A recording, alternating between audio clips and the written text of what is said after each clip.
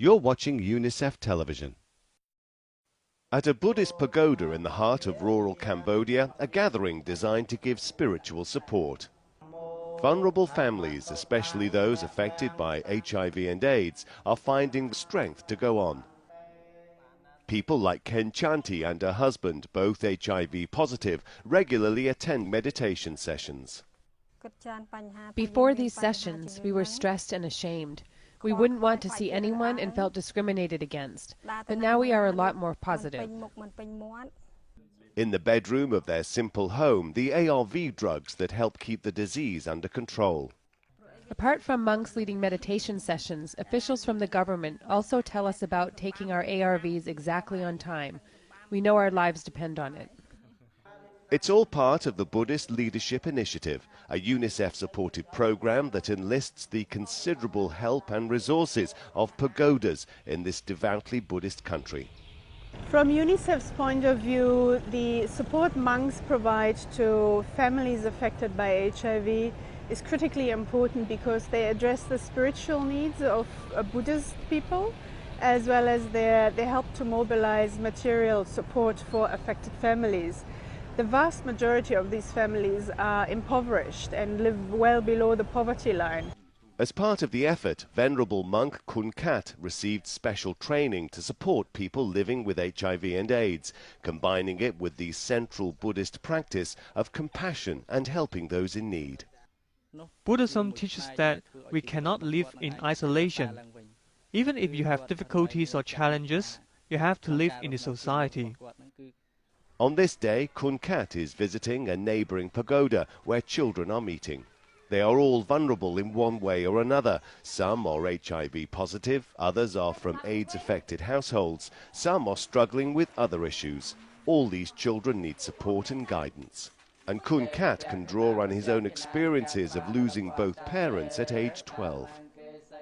At the end of these sessions, material help such as school supplies and money is handed out, which supports children both materially and spiritually. The government also plays a key role in linking communities with a range of services. The material and the spiritual must go along hand in hand. You cannot just give money without education and advice. And they need to take away something inside, with education from us and spiritual guidance from the monks. As the session ends, the children leave with valuable lessons to share with their communities. I pass on what I have learned from here to my brother and sister and also my neighbors. And I share the information with my friends. Taking their teachings to people's homes is a valuable part of the monks' work. Cheng Sophia has received particular help from Kun Kat for a number of years. She was diagnosed with HIV in 2002 and her husband died of AIDS in 2003. Cheng Sophia is bringing up their son on her own. A life that is hard but just about manageable. Sophia makes a living from the small recycling business she runs in her neighborhood. It is not a good job, but I have no choice, and it means we can get some money to support us. What is more, through the help of meditation, she has learned to cope with her anger.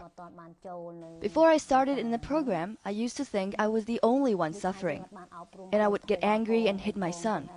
But the program has helped me carry on with my life. There are still days when she does not feel good, but now she won't hit me anymore. Clearly helped as a family, these home visits have a wider impact on rural communities like this one. So that has been instrumental in helping to reduce stigma and discrimination, because even after 10 years into the epidemic in Cambodia, stigma and discrimination is prevailing. So monks have played a significant role to try to shift that, and I think there's a lot of lessons we can learn in terms of broadening the scope or applying faith-based responses to other development challenges women and children face. The impact for these families is clear. Early exposure to his mother's life of medical tests and strict drug regimens has made Sophia's son want to become a medical assistant. While the future is uncertain, support for communities from local monks is replacing ignorance and fear, giving families tools to rebuild their lives. For more information, go to unicef.org. Unite for Children.